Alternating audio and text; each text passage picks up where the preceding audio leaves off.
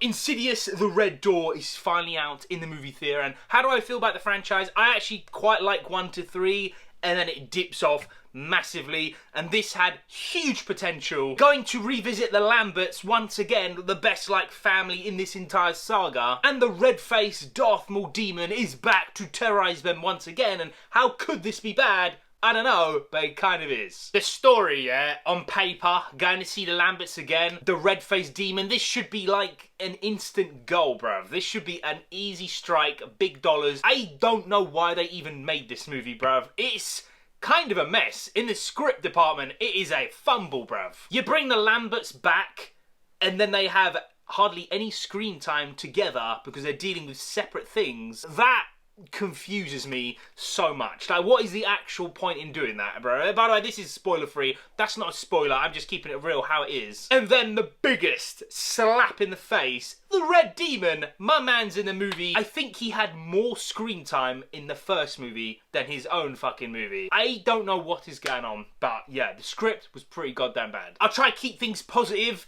The Lamberts, when they're on screen, they're amazing. They've been amazing. You know they're going to be amazing. And the actual demon on screen and some of the horror is pretty good. I'll be real. There are some negatives to the horror, especially the jump scare stuff.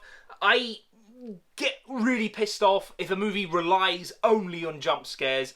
And this is kind of transformed into an only jump scare movie, bar a few scenes that were quite tense. They're kind of fake though, because you're in a movie theatre, of course you're gonna jump, bruv. Like, the volume is cranked up to the max.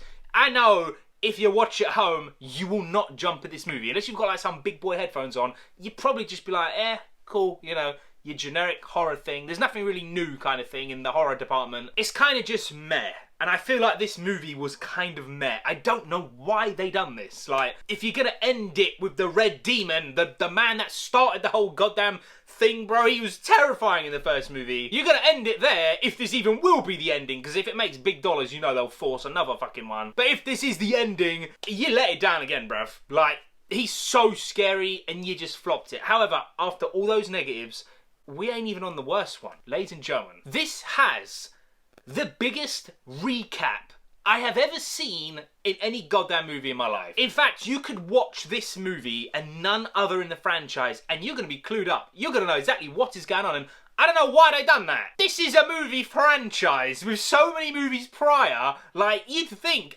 you'd at least go to see the first movie, or maybe even the first two, and then go and see this movie. But I don't know why they kind of done this thing where it's like, yeah, anyone can watch it now. Which is dumb, because no one actually knows that. Like, you don't say it in the trailer, you don't say it on the poster for obvious reasons, because it's just fucking weird. So the audience who have seen these movies are just watching them again. And I'm not joking, I don't want to spoil it, but it is a massive, humongous part of this movie. For multiple like bits, I was like, I can't actually believe I'm just watching the first fucking film again. Like, what is actually going on, man? That was by far the biggest letdown. Then you've got the Lamberts hardly on screen together, and there's the whole reason for this movie. You're showing us, like, you know, the old school stuff, reel us in and all that, and then the Red Demon gets no screen time. Bruv, this movie, yeah, the script was bad, some of the horror was fine. Some of the jump scares did get me. Again, it was the atmosphere kind of thing. If you just go to a movie theatre for that, you'll be happy maybe. But that recap thing, I can't believe how much this movie relied on it. And it was jarring. Just weird. And yeah, this for me was slightly better than average. And I'm going to give Insidious, The Red Door, 5.5 nerds out of 10. If you're a humongous fan of the franchise, maybe you'll like this way more than me. Again, I think the first three, to be honest, they're pretty fucking sick. They range between like a 7 and an 8 out of 10, depending on the movie. This, for me, was a massive, massive letdown. It wasn't bad. It wasn't this stinker of a movie, but, you know, 5 is average. I didn't love it, I didn't hate it, and I will never watch it again, and this is like a tiny bit better. Tell me what you think down below. You guys and girls that are sickest, we're on the mission to 50k. Take care, and peace. Stay away from red demons, yeah?